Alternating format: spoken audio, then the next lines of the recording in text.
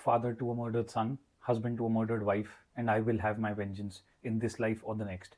These are iconic lines, some of my favorite lines from all of cinema. Released back in 2000, starring Russell Crowe, directed by Ridley Scott, this is a landmark piece of cinema, one that was a dream run for Russell Crowe because it gained him his third Best Actor Oscar nomination and the one that he finally went down to actually winning.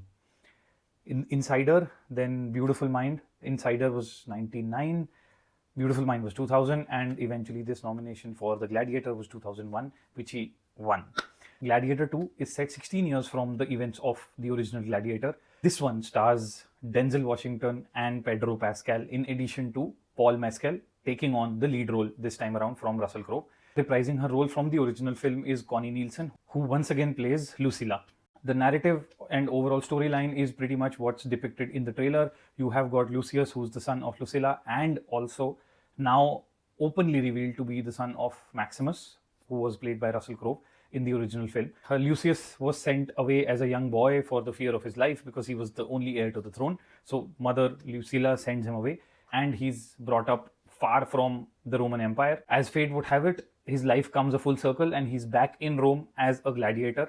During this time, he happens to cross paths with Denzel Washington's character as well as Pedro Pascal's character. I don't want to get into too much of detail, but the fact of the matter is that it is a slightly thin storyline. Honestly, a little surprised by how thin the overall narrative is. Characters are not fleshed out too well. Denzel's character is very thin, and Pedro Pascal also doesn't have too much to do. Even his character, there isn't really too much of a backstory to him.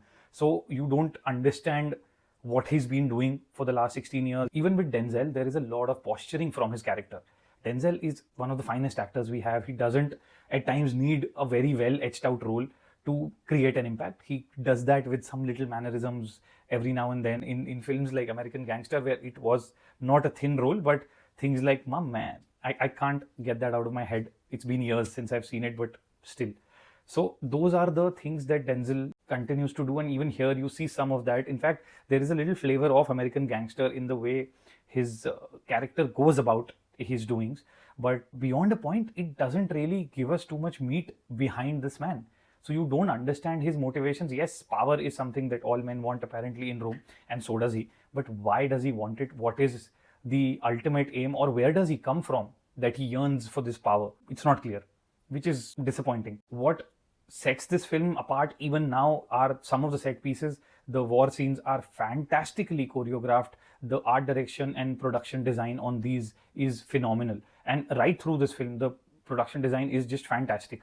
So attention to detail once again is there. Everything looks and feels like this is actual Rome. The fight scenes, the Colosseum, it's even better than what you had seen earlier. Obviously, it's been 24 years, so you know that all of the advancements have happened, whether it's CGI or in creating a lot of these things.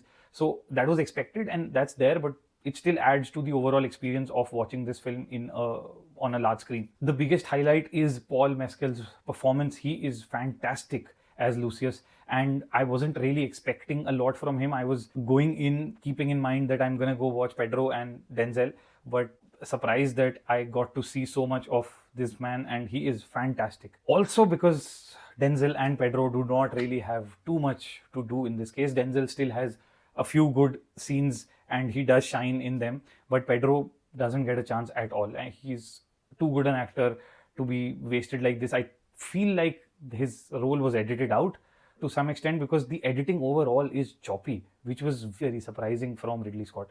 I think there are a few scenes where it's choppy because of India, because violence apparently is something that we can't be shown. So the beheading or neck slashing and slicing, all of that is not shown to us. So those are weird cuts. But keeping those aside, overall editing is still very choppy. Even in the fight scene, which is the Colosseum scene full of water, and there are two boats clashing with each other, the way that's been, I don't know if it's the way it's been shot or it's just the way it's been edited. The picture doesn't ever get clear for the audience. You don't really realize properly what's going on and what is the maneuver that's being taken up against the enemy. So it's a weird sort of a sequence that you get. While you know a lot is happening, there are two boats clashing into each other, two armies, and you see people flying around or boats smashing or things like that. But overall, it doesn't give you too much clarity on what's going on. It's surprising because the film starts off with an iconic battle scene. It is beautiful to watch. The first half is breezy and you enjoy it for the most part. The second half is where the things do not land, and a lot of things are either taken for granted or too conveniently shown, which is something that put me off, especially Denzel's entry into the upper echelon of the Roman Empire, how easily he enters the inner circle and how easily he's able to befriend and then move up the ladder just because of one gladiator is a little too convenient a narrative. I think for the most part, I enjoyed this film because of the nostalgia I have for the original. I think the overall emotional connect is just not as strong as the original. So you felt for the characters, you felt for Maximus, you felt that he was betrayed, and the betrayal was very in your face. Betrayal not just for him personally, but his family as well. So all of that pain is something that you feel as the audience. Here, you do not really have that connect, doesn't get established with anyone. So eventually, when people do start to die, you don't really feel as much pain or as much for the characters because there isn't a connection there for you to pull on. Another thing that's missing from this one, which was actually a notable thing in the original, was the background score. I think it was very haunting, especially the sequences where Maximus is feeling so much pain because he's lost his son and his wife. That entire sequence, as well as him remembering them, all of those sequences where he's even imagining or expecting death because he'll just be able to get back to them. I think those scenes, I especially remember the haunting background tracks.